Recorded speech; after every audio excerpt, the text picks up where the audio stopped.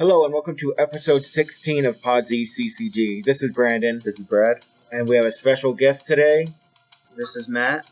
King of Lodi, if you guys don't already know that. Simply known as Matt on the top tier boards. We're all here for a Win a Sphere tournament at Forgotten Pass. This is going to be the location for the Vacaville Regionals, the last one in California. Hopefully, The only one in California. Oh, that's true. Well, I guess I should say the last one on the West Coast. So hopefully we can see you there, pre-reg, so that we know how many people are coming if we have to get a bigger venue. But other than that, we're just going to have a back and forth with Matt, ask some questions, and hopefully get some good talk in here. So, first question.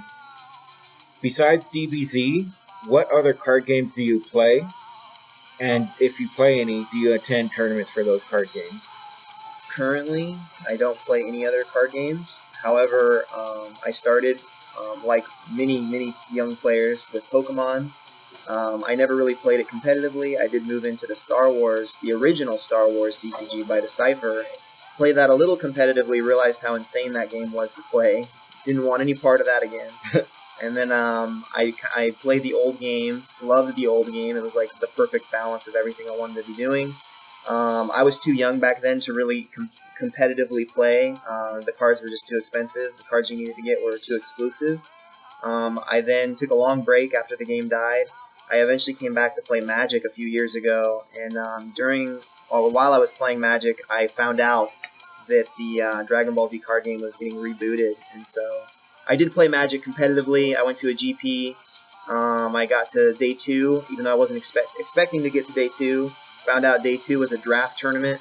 Never drafted in my life. I was up at the top table against like professional players like Josh Utter-Layton, drafting and passing all my cards in the wrong direction. So that was the end of my tournament experience in Magic.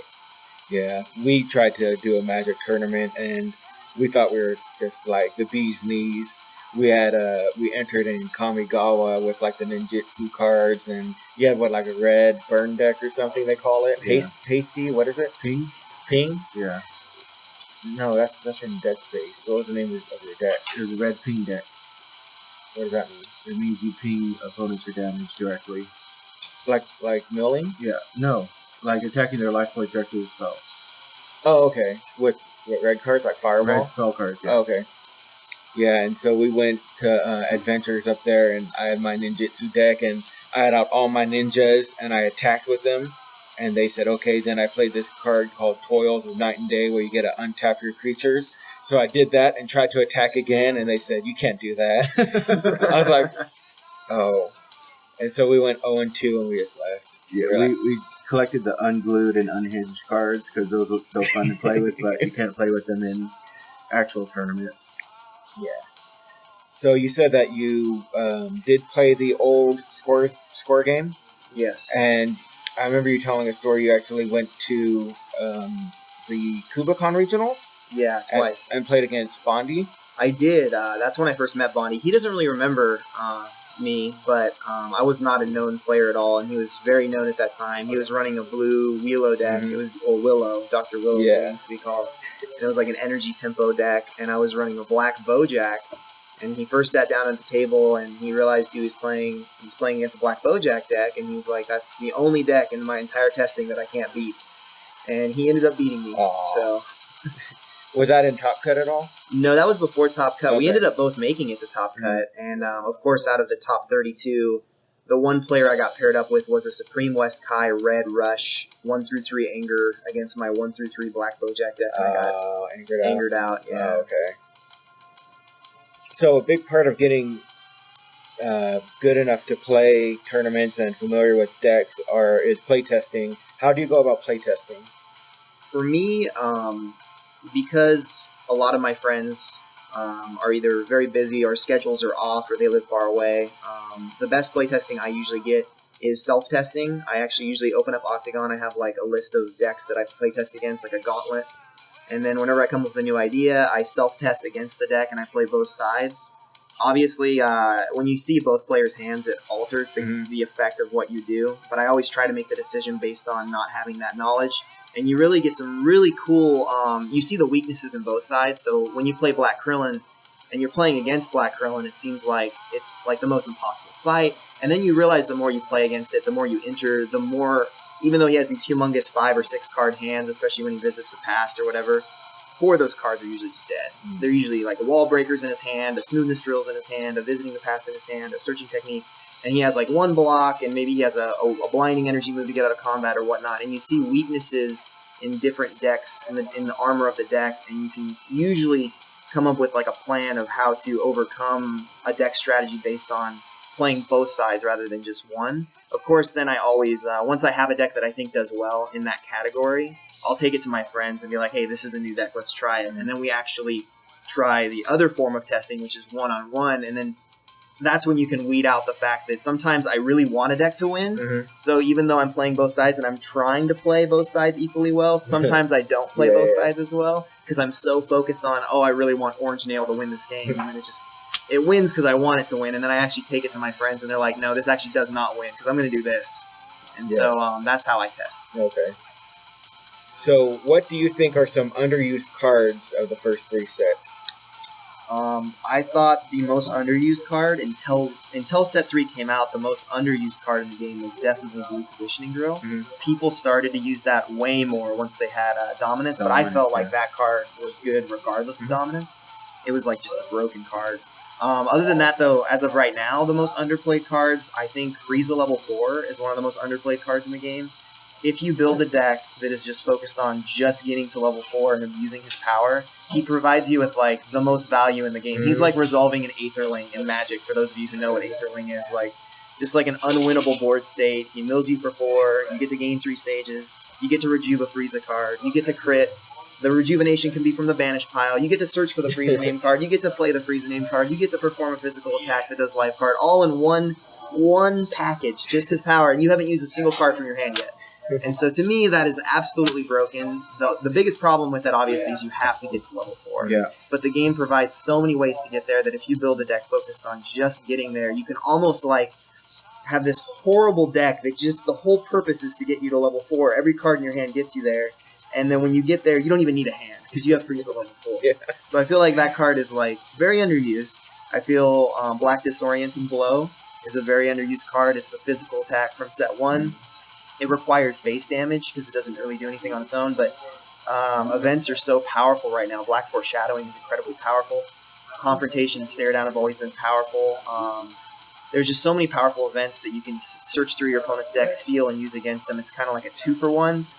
I can see that card being played in a lot of decks because it steals their best event. You get to use it against them, plus you get to hit them for a physical attack. I could see like Turles Black running a card like that and making a lot of headway with it. Other cards that aren't being used right now, I think Red in general is being underused. Red Restriction is still incredibly powerful. It hasn't really seen a lot of play. Even the top anger decks obviously aren't running it because there's so many good setups and events that raise your anger that you want to run, but you can't run it. But I do think an aggro red deck is still like it's still it hasn't been figured out yet. And so once people figure it out, I think Red Restriction's going to see a lot of play. It might need just a little push. Yeah, because that's like a nerfed Boo's Fury. In some ways it's nerfed, in some ways it's more powerful because you can like clean up your hand with it, and you can use it when entering combat. So if you're the defender and you actually have it in your hand, it could be just broken. Which is, I mean, obviously usually you draw it as the defender, but the most horrifying thing to do is to keep it in your hand, pass, and then your opponent enters and they think to themselves, oh, I have confrontation. Yeah. I have. I'm going to enter with that, and then you just wreck them with that card. So I think it's a very powerful card. We'll see what happens in the future. Speaking back to Frieza level 4, I in Salem regionals, my first matchup was against Black Frieza. I thought it was his goal to just get to level 2. It wasn't. I underestimated. I overlooked it. He got to level 4 and just killed me. It's crazy. I couldn't believe it. Frieza level 4 is just way too good. Is there a certain style that you absolutely hate to play or play against? I definitely hate playing Saiyan because Saiyan is not because I don't like, I think being a Saiyan is cool and like I like the theme, but it's not very well designed. It has a lot of problems. It has a few really cool cards, and I see a lot of potential, but I would say when it comes to things I hate to play, I actually hate to play whatever is expected. Whatever, like, if Black Krillin is the best deck, then I don't want to be the guy playing Black Krillin. I want to be the guy that beats Black Krillin. Yeah. So I feel like I don't want my opponent to be able to be prepared for what I'm bringing to any tournament. So. Good. And Black Nappa is a mirror of that. It reflected what you just said. Okay, so what has been your most difficult matchup so far at any regional you've attended? Probably Blue Ginyu at Salem. I'm sure. I think you guys have already discussed it. It was the matchup, definitely looking back on it, because that was before I played Blue Barrier in my Blue Piccolo deck, because I just didn't realize I was expecting more of a physical aggro metagame at the very beginning of set 3. I think a lot of people were. Yeah. And when I just wasn't quite prepared for Ginyu, and on top of that, like, the way the match played out was horrifying. I kept looking at your hand when you were playing against Brad, and I was like, oh, man, this guy's not getting any draws. I felt so bad. We kind of hinted at OCG, the DBZ OCG game, and I was all over that when I found out about it. Unfortunately, I didn't find out until they were on like tournament number 17. They called them events. It carried over most of the Z mechanics that we have now, but they did have the look at top 6 when drawing your 3 cards, which I love it. I love that mechanic. It sucks we don't have it here, but I think Control would be too powerful if they had that mechanic. That's probably why I like it. So when I found out about this new scene, this online card game, I had to do a ton of research on it, find out what decks to play, because there are already 5 or 6 sets in. Tons of cards to dig through. And there is a circuit page which listed every event, the winner, and like everyone's decks. And I kept seeing this guy named Matt on there. I was like, that's kind of a generic name. Is that like his real name or something? And come to find out it was. And you had the most event wins from event 1 through 16. And I eventually ended up going with the Black Willow Ball deck, which a lot of people weren't expecting because they were just thinking, oh, he's just going to beat me with allies, let me tech against that. But I won a few events with that Black Willow Ball deck until just committing directly to the Willow ally, because that level 1 was just so crazy. Every turn you got to pull an ally out from your deck. A Willow ally, granted, but still, in 3 turns you get out of just complete dominant setup. But what were your memories of OCG? Like, what did you play with to win? How was the atmosphere like back then? Because in the very beginning, it was very social. Very social. Everyone knew everyone. There was a lot more to it. There were probably like 40 people entering tournaments back then. And when I started, there was maybe half that. So how was it back then, and what were the decks you liked playing with? I first found out about it just because I've always tried to keep up on the game, because we all love the old game. Yeah. And so I kind of would dip into the forums every now and then. I found out about that game. And my buddy, actually Jake, who won the first regional, played as well. I don't remember what his tag was, but I think he did pretty well at a couple of those tournaments. So I ended up playing in the very first tournament of the game. There's only one set out, so there's only so many things you can do. Dragon Ball decks were possible with just one set, which is probably a little broken. The top 6 mechanic definitely gave Control an edge, and believe it or not, the best personality in the game probably was Krillin. Blue Krillin was the deck my buddy and I both ran. There was about 50, I think, or 60 people in the very, very first tournament. There was a $100 prize, and it was free to enter. I ended up winning that one. Played against Kurt, one of the old guards of the old game, in the finals. It was like Blue Krillin ended up taking it. Then after that, the very second event, everybody thought that, because everybody post their lists, and a lot of people were like, oh, that Blue Krillin list was just jank. It won because it ended up playing against a ball deck, and Blue Krillin's good against ball.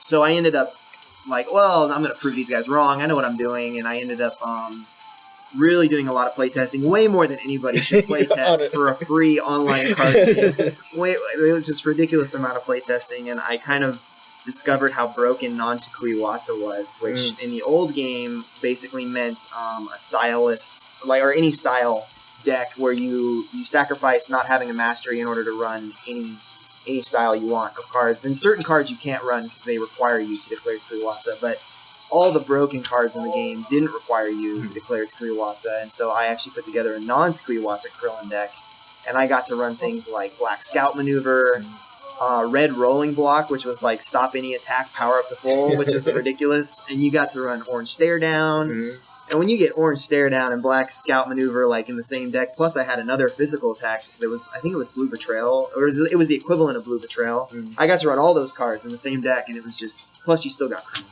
Yeah. So it was just a completely broken deck. So I ended up winning the second event, and then after that, everybody got a little annoyed with Krillin. So, and then it's fitting that Krillin is probably the best personality in the new game after all of that. And it all comes down to, honestly, the reason why he was one of the best is because he had a disc back then too, and it worked pretty much the same way as it does now. Yeah. I remember the winner of Event 17 got a replica Trunks sword or a replica King. What was it?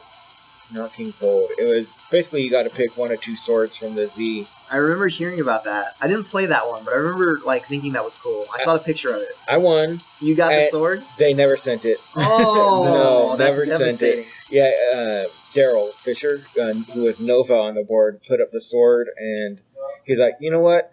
How about instead of a sword, you could create a card? So I created Piccolo's Time to Party, so he could run Time to Party. Nice. And Dragon's Victory was out, so I kind of did my mock Namekian Dragon's Victory deck with that Piccolo Party. So everyone was like, why is he making this card? This is so stupid. And then I took it to an event, and they're like, oh, that's why. Okay, we get it now. It's funny. Yeah. So upcoming regionals, you're going to, we just found out you're going to North Dakota? Yeah, I'm going to Fargo. I have some family up there in Minnesota, so I'm going to be visiting them. And then I'm going to be traveling to that event, so I hope to see a lot of people there. A lot of old faces that I saw at Arizona, and hopefully a lot of the players from top tier. Because there's a big scene out there in the Northeast, right? Or the whole Midwest, honestly, the whole center of the United States looks like it's pretty popular with Dragon Ball Z. So we'll see what happens. And that's where Gen Con was. So yeah, it's not too far. And you going to Colorado? I'm not going to Colorado. It's only a week after Vacaville, and I actually have a child on the way. Oh, okay. Who's my first kid is due in the middle of November. So, and I already somehow convinced my wife that if I do somehow get an invitation to Worlds, that I can still go, even though I'm going to have like a 1-month-old baby. So that alone was pushing it. So the idea of going to Colorado the week after Vacaville was just... Yeah. Fargo alone took like, oh, it's for family. Yeah. And so, she's going with you, right? She can't go because she's too pregnant. Third trimester. Yeah, wow. She's too pregnant. So I actually pulled that card with my middle son, Sam. We went to the Kubla Khan for the event, and next day was pre-release for Boo Saga. And I wasn't supposed to stay for Boo Saga. I was supposed to come home that day after the pre-release, and we ended up getting a hotel. And I heard about it probably for the next couple months. He was only a few months old, and I got in trouble. So you didn't get the pass? I didn't get the pass. I did get to beat Matt Farrell in pre-release, though. Oh, I remember that. That'll do it for episode 16 of Pod Z CCG. We want to thank Matt for coming early and recording with us. Hope we all do well in this Lunosphere tournament. And until then, keep rocking the dragon. Thanks for having me, guys. Yep.